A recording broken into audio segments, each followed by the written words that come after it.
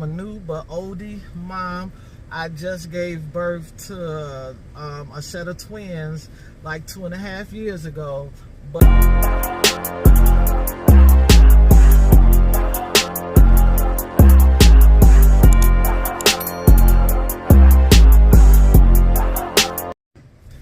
hey guys, welcome to my channel. My name is Sandra, and I am going to document my journey to weight loss surgery. I wanted to document this through a vlog so that those of you out there who may have questions, like I had a lot of questions that never really got answered, you can probably find some of the answers here. You may not find all of the answers, but at least you'll know what the journey to weight loss surgery was for me. I want to try to make this vlog as raw as possible so that you can see the good, the bad, and definitely the ugly. Now, the name of this channel is Mommy Over 50 for GBPS,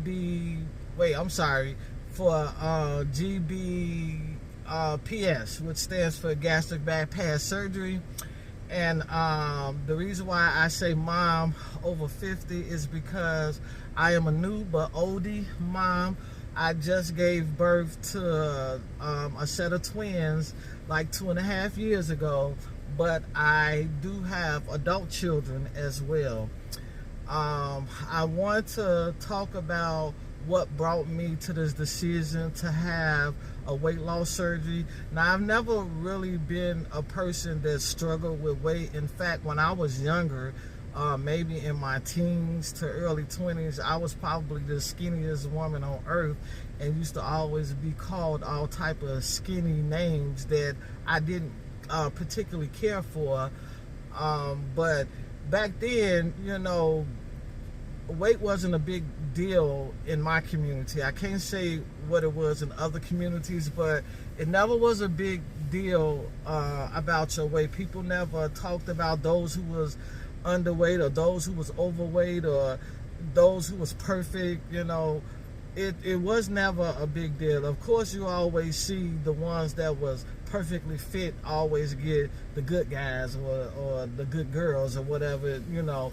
But when I was younger, I had asthma really bad. Praise be to God, I've outgrown it. But I had asthma really bad, and I went into the hospital, and when they sent me home on prednisone, which is steroids. Now, one of the things they failed to tell me about the prednisone is that it causes weight gain. So when I started taking the prednisone, I noticed that I started developing fast. Now, when I say developing fast, I was a flat-chested woman, and my boobs just started pushing out, and then I started gaining some weight, and that's when other people noticed, and they started telling me, "Are you taking them steroids? That's what's causing that stuff. That's what's causing that." And I didn't know. And so when I did go back to my doctor, of course, he did admit that it does cause you to gain weight, and they don't like telling the patients, because if they let the patients know, the patients are not going to want to go through with taking the medication. So I gained some weight, a lot more than what I used to be. But it wasn't like really, really bad. You know, I probably got up to like 180 some pounds. I think at the time I may have been like 140 some pounds. And I'm pretty tall. I'm 5'8". So that weight pretty much maintained until I ended up getting pregnant with my first set of twins. And before you ask, yes, I do have 2 sets of twins. I'll get to the second set later on in this video. But when I had my first set of twins, I found out I had gestational diabetes. And during the pregnancy, I had lost a whole lot of weight because the diabetes made me so sick till I couldn't keep nothing down. I was pretty much throwing up everything.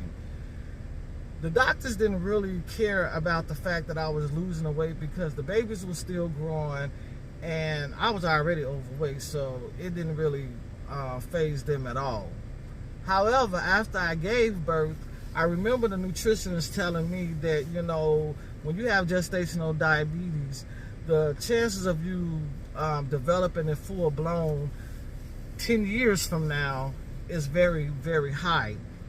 So after I gave birth to them, I started just uncontrollably gaining weight. Like, I got all the way up to almost 270 pounds, and that is a really big deal for a person like myself who was really, really skinny and was always called the skinny person names. And so people couldn't believe how far I had ballooned out. I really didn't care at the time. Honestly, I didn't, because I didn't have any medical conditions that went along with the high weight gain, but I was big. As a matter of fact, let me show you how big I was. I'm going to insert a picture right here. Now, this is a picture of me and my oldest child, who is now 36 years old, I believe. And I think at that time she was like 12 years old on this picture. And this was me at my biggest weight. And back then it didn't bother me, but when I look at that picture today, I was like, oh, good God, I was like a cow, an elephant. I mean, I was really big. So, like I said, it didn't bother me that I was that big. And, but I did kind of take the initiative to try to lose some weight as the years went past. I didn't go too far. I mean, well, I did a little bit. You know, I went from like 268 pounds down to like 235 pounds. That was pretty much where I got stuck at, and it was like I couldn't lose no more weight less than 235 pounds. So I was happy with that, you know. But I had went for a job interview, and they sent me for a pre-hiring physical, and I found out from the doctor who did the pre-hiring physical that it was a possibility I had diabetes, because he found protein in my urine. At first I didn't believe it, because due to me being gestational diabetic, they checked my sugar a lot over the years just to make sure I didn't develop it full blown. This was the 10th year to the exact. And like I said, I recall when the nutritionist said 10 years later you could develop this full blown. This was the 10th year to the exact. My sons was born in 1996, and in 2006 I went and I told my PCP what the doctor who did the physical said. So she rechecked me, and she called me with the bad news and said, Sandra, you have diabetes. At that time, it wasn't really, really bad. It was still able to be controlled through diet and exercise. Like, I didn't have to get on no medication or anything, but I really didn't take it serious, you know, especially when she said all I had to do was diet and exercise. I didn't have to take no medication. I didn't realize just how serious diabetes can be and what it can do to you in the long run. So, I pretty much just decided I'm going to find other ways to try to lose weight, and it really did not work out. So the diabetes started to get just a little bit pushy, and so she decided to put me on metformin. When she put me on metformin, I immediately lost some weight, because metformin had me running to the bathroom like it's nobody's business. I got down to probably from 235 to probably 205, I believe. But I ended up gaining that weight right back. So I just did not have control of that weight loss or gain at all at that time. And so then in 2009, I wasn't working or going to school, so I decided to be more focused on weight loss, and I went on the Ally diet, which is the first FDA approved pills that you can buy over the counter. And I think I started that diet January of 2009, and by May of 2009 I had got all the way down to 189. That was probably the first time that I was under 200 pounds in God knows how many years. But I was very, very proud of myself. I felt good from the outside looking in. Everybody said I looked good. And for the first time, I was able to wear the same size top as the bottom. Now, when you shape like me, when you're a heavy, top heavy is what they call it. You know, some people is bottom heavy, some people is top heavy. I'm top heavy. So every time I buy a shirt, it has to be much larger than what my pants are. And when I went to church, because I was a devout churchgoer at that time, I always had to buy them big wide dresses that made me look bigger than I actually was, because my boobs had to fit in a roomy dress, you know. So this was the first time that I didn't have to, you know, shop on one rack for the pants and shop on the other rack for the shirt. I can actually get the same size top and bottom. I was very proportionate, and like I said, I was proud of myself. However, I didn't like the body that I was in. I felt like I had lost too much weight. I started having reminiscence of when I was skinny and the names that I was being called. I really, really got depressed. Now, that didn't cause me to just go out there and start eating my life away and gaining the weight back. That just caused me to get into this position of, I'm not going to force myself to lose no more weight. I was exercising, I was eating good, I was even measuring my food, and you know, I stopped doing all of that. And as a result, I started gaining weight again, just slowly though, because in 2009 I also became a mail carrier for the first time, and that was in like June of 2009. So I figured, okay, I'm going to be walking in line. I should be able to stay this weight, you know, for a long time. Not, you know, I actually started gaining weight. And that's when the doctor told me that, you know, when your body get used to a certain routine and you don't do anything different, you're not going to lose no more weight. You're going to be stuck where you at, or you're going to turn around and gain weight. And that's exactly what happened. I ended up gaining weight.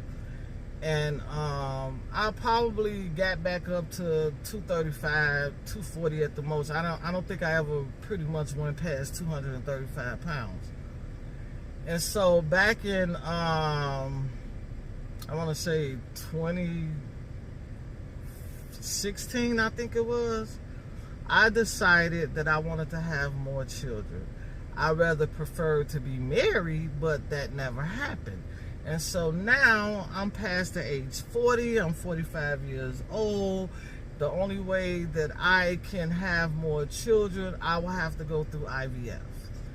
And when I decided I wanted to go and have more kids, it came with, you know, more restrictive with my weight.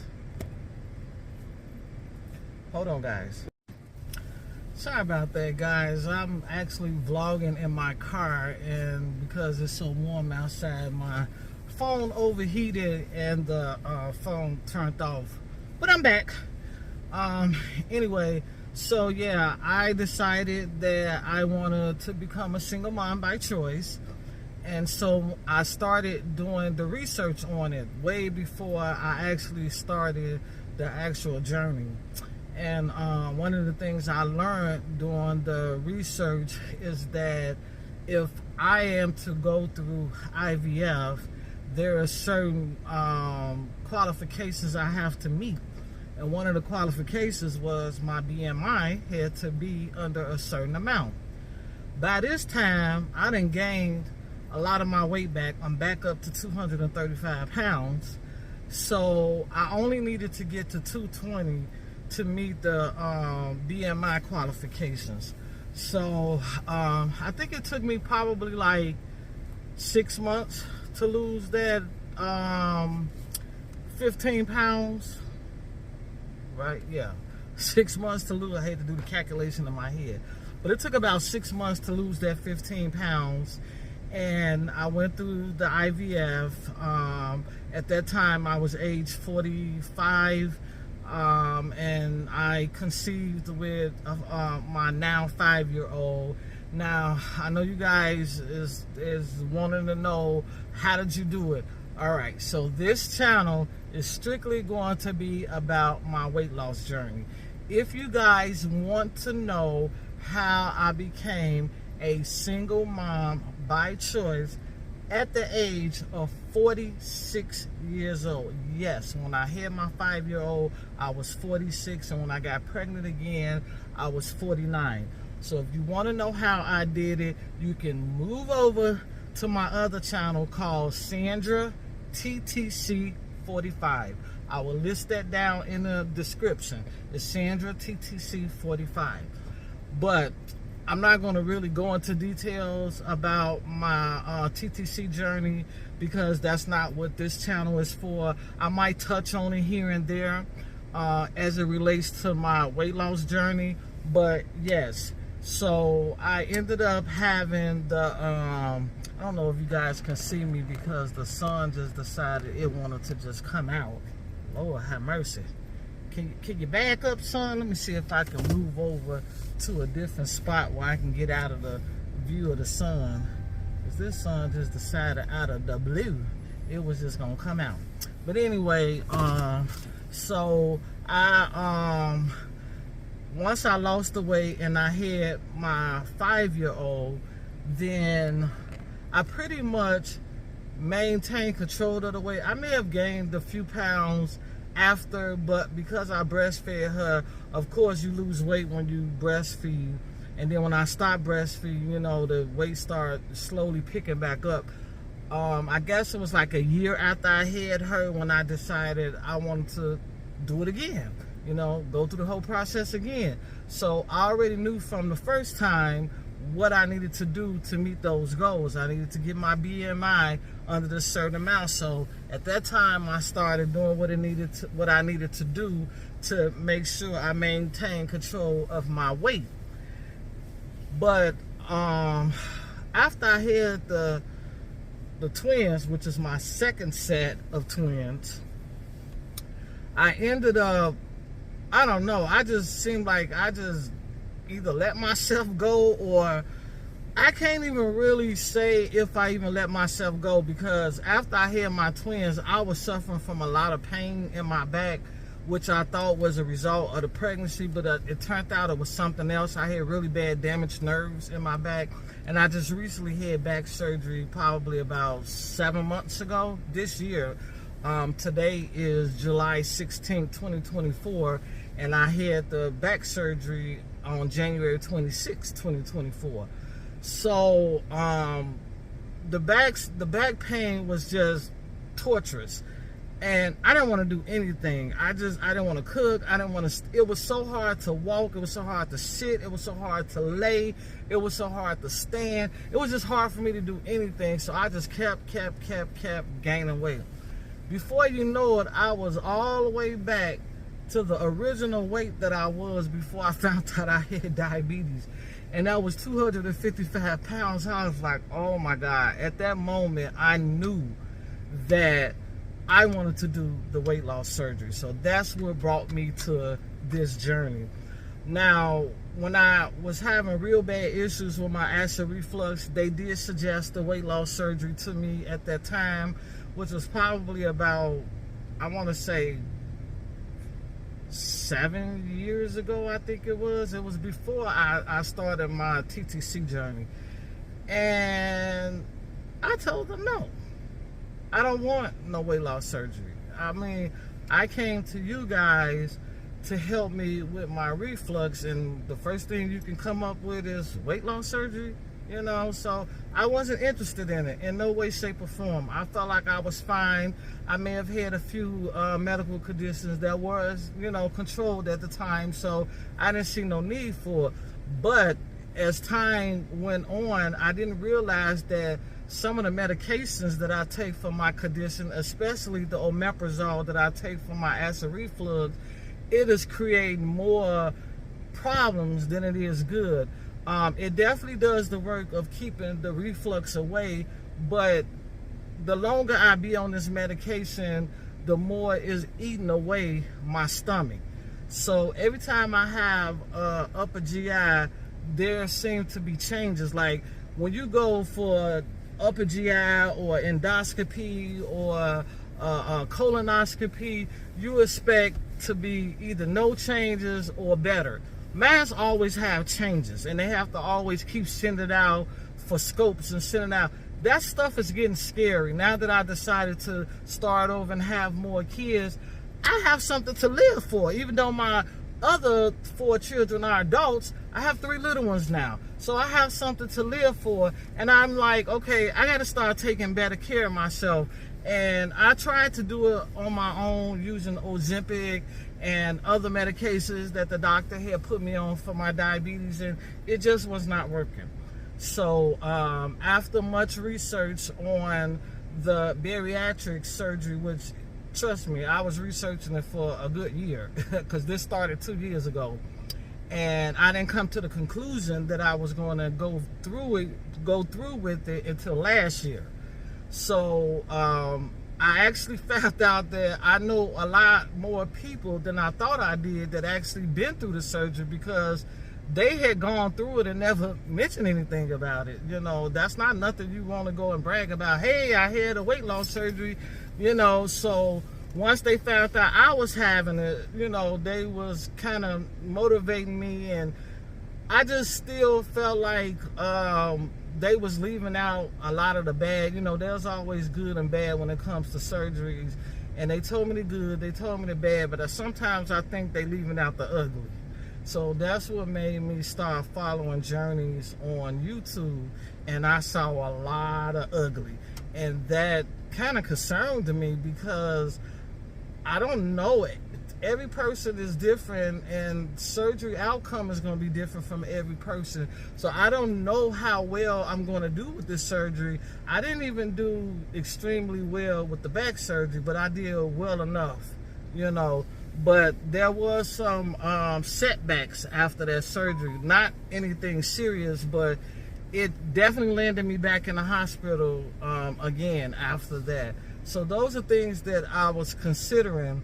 And so I figured, okay, once I found out after my initial consultation, all the pre-op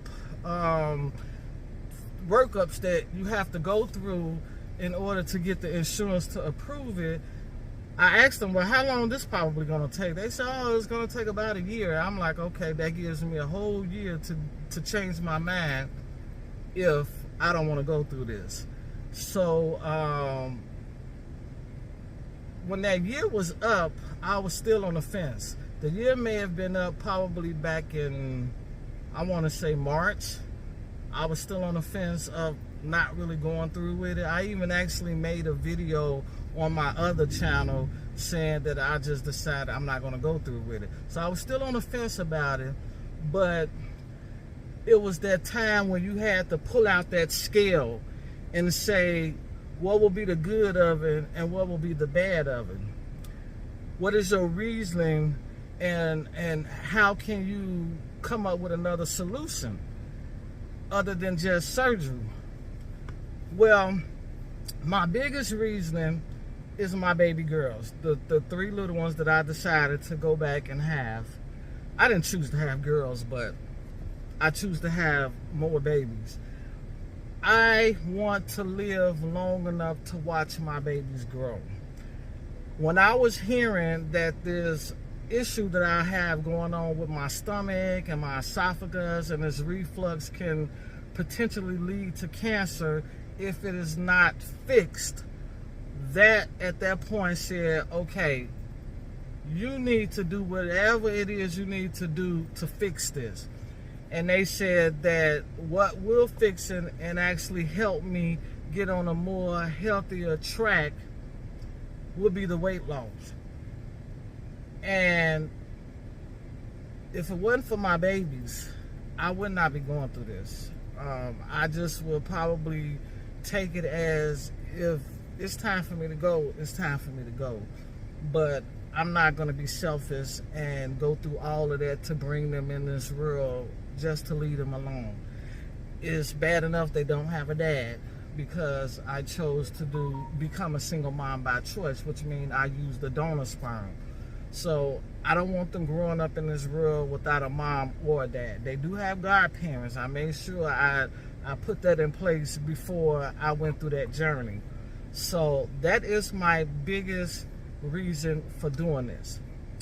This video today is just the introduction to who I am and why I chose to go through this. Today is July 16th. I am at exactly 1 month away from my surgery date. My surgery is scheduled for August the 16th, 2024. Am I nervous? You bet your life I am nervous. But I am ready for a new lifestyle change. I just pray that I have the mental capacity after the surgery to push forward and not take a slump or regret what I did. Like I said, everybody's outcome was not the same. I've talked to people that said if they had to do it all over again, they would. And I've talked to people that said it was the best decision they ever had. So to each his own. I want to make my journey to this weight loss surgery as raw as possible. Meaning that I'm going to show you the good, the bad, and the ugly, and you make the decision as to whether you want to go through it or not. So, because I am a month away from the surgery, as of today, I have started my pre-surgery diet. Now, I really don't have to start my pre-surgery diet until 2 weeks prior to the surgery. But I chose to start it now because one of the biggest issues that I have with bad eating habits is sugar. I love sugar. I love candy. I love snacks. I'm not a big eater, so I just don't eat right. You know, when I eat unhealthy. I eat stuff that's sweet, or if I'm cooking, I have to add sugar to it. That is my biggest issue. On top of that, I told you guys I'm addicted to soda. So today, I'm starting out with trying to eat less sugar food as possible, because I have to get my body prepared for this. So I've gone shopping. I've bought a lot of low carb, low sugar snacks, which is something that I've never, did in the past. Now, I know years ago when I first found out that I had diabetes, I tried to have that sugar-free candy. Didn't work out for me. So I'm not going to take that big leap. I'm going to start with low carbs, low sugar, then work myself down to no sugar. Because I was told by my nutritionist that consuming sugar after the surgery can cause you to have the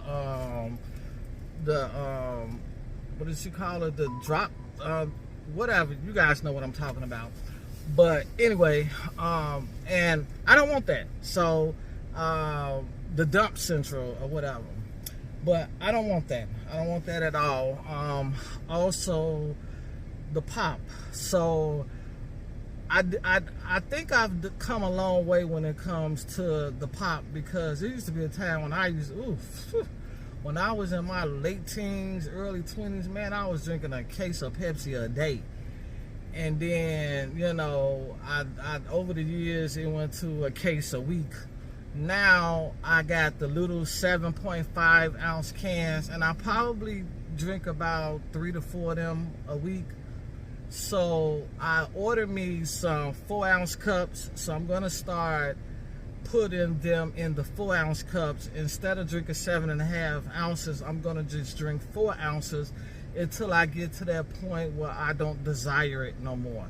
Now, if I was able to really put my mind to losing weight when I went on that Ally diet, I have to get to that point again. I have to be able to resist the sugar and the soda, because I was told you can have no soda, not even if it was diet. So I like juice. I love juice. I've purchased a lot of sugar-free juices and tea. I used to be a big fan of tea, but of course it was sweet tea. So it's going to be a really change for me to go from sweet tea to unsweet tea. But I haven't had tea in years because I'm not a big tea drinker. I'm going to tell you something. I went on a trip to Paris about a year ago, and of course all soda don't taste the same in different countries. I didn't like different soda I tasted down there. They all tasted horrible to me. So the only thing I drank the whole time I was there was either water or tea. And that was probably the best feeling for my body. But once I got back home, I was right back on it. So yeah, I definitely have to have that mindset to leave this stuff alone. And I know I can't drop it cold turkey, so it's almost like weaning myself off. So but yeah, I'm getting myself prepared. The videos that I've been seeing of people who have went through the gastric bypass or the sleeve, you know, they've given me some great advice on how to prepare myself, the things that I'm going to need before and after the surgery. So I've been ordering things, and the next video that I'm going to show you guys is the video on some of the meals that I've started, you know, doing, healthy meals that I've started. But I'm gonna be honest with you, I'm only doing healthy meals for dinner, because the week before the surgery I have to go on a total liquid diet, and that liquid diet has to be the Atkins protein shake. Right now I just started on drinking the Atkins protein for breakfast and for lunch. So, and it was a struggle. Today was the first day I did it, and Lord Jesus, it was a struggle. But I have to get used to drinking it for lunch and breakfast, and then dinner I just have me a healthy meal, because when that week before the surgery get here, I have to drink it 3 times a day, you know. So I'm trying to get myself prepared for it now. So like I said, I've ordered a few things. I'm going to be ordering some more things, because I want to make sure that I have enough protein in my diet after the surgery. I want to make sure that I can possibly save my hair from falling out, or from falling too much out. I don't have a lot of hair as it is, and I want to try to preserve as much of it as possible. So over the next couple of weeks, that's all I'm going to be doing, is focusing on being prepared for this surgery. And I'm going to try to keep you guys updated as much as possible, so you will see everything that I'm going through, including raw pictures of how I'm looking now, all the way up until the surgery day and even after the surgery. So I hope you guys click like and subscribe, share the video. If you guys have any suggestions you want to give to me on how to prepare myself, or anything, you know, I would accept it all, you know. How to be comfortable. It's a lot of things, a lot of stuff I still don't know, because it seems like every clinic or hospital does things differently when it comes to this surgery, as far as how long you stay in the hospital, and how long the recovery is, and all of that other stuff. So I just need to just hear some encouragement about, I don't want no negativity, nobody leaving negative comments about why am I doing this, and you should be trying this, and you should be trying this. The decision is already made. So if you're not here to support me and help me through this journey, then I suggest you find another page to go to. And again, if you guys want to know about my TTC journey, which that journey is over. God bless me with what I want. Matter of fact, more than what I wanted, because I definitely wasn't expecting the twins. So I am done. Okay, so thank you guys for watching, and I'll see you next time. Mwah.